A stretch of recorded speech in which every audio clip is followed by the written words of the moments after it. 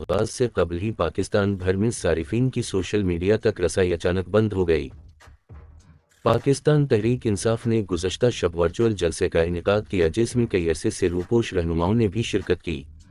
ताहम इस virtual event के आगाज से कबल ही पाकिस्तान भर में सारिफीन की सोशल मीडिया तक रसाई अचानक बंद हो गई।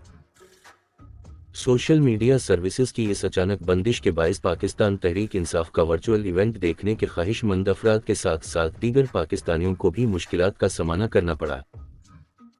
अब सवाल ये पैदा होता है कि सोशल मीडिया ब्लैकआउट ने पाकिस्तान तहरीक इंसाफ के इस वर्चुअल इवेंट पर कोई खास असर डाला।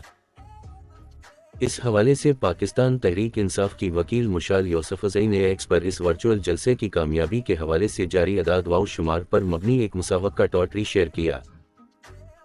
इस टॉट के मुताबिक पाकिस्तान तहरीक इंसाफ के इस वर्चुअल इवेंट को फेसबुक पर 1.4 मिलियन व्यूज़ हासिल हुए।